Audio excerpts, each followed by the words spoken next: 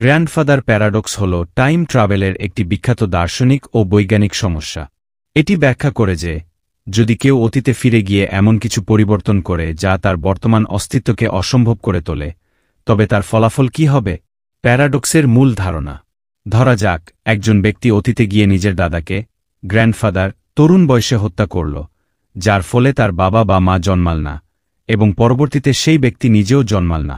কিন্তু যদি সে জন্মই না নেয়, তবে অতীতে ফিরে গিয়ে দাদাকে হত্যা করল কিভাবে? এই সবিরোধিতা বা যুক্তিগত অসঙ্গতি গ্র্যান্ডফাদার প্যারাডক্স। সম্ভাব্য ব্যাখ্যা ও সমাধান: বিজ্ঞান ও দর্শনে এই প্যারাডক্স সমাধানের জন্য কয়েকটি সম্ভাব্য তত্ত্ব রয়েছে।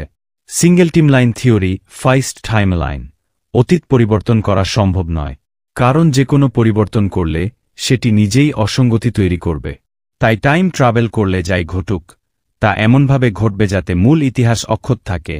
নোভিকোভ self consistency principle. Multiverse theory, parallel universes. অতীতে পরিবর্তন করলে একটি নতুন বিকল্প বাস্তবতা বা সমান্তরাল মহাবিশ্ব সৃষ্টি হয়। মূল বাস্তবতায় পরিবর্তন ঘটে না, বরং নতুন একটি সময়রেখা তৈরি হয় যেখানে ওই পরিবর্তন কার্যকর হয়। টাইম লুপ বা ইনফিনিট রিগ্রেশন।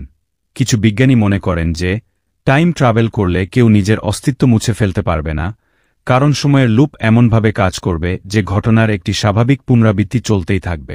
বৈজ্ঞানিক দৃষ্টিকোণ: আলবার্ট আইনস্টাইনের আপেক্ষিকতা তত্ত্ব অনুযায়ী সময় পরিভ্রমণ, টাইম ডিলেশন, তাত্ত্বিকভাবে সম্ভব, তবে অতীতে ভ্রমণ করা কঠিন।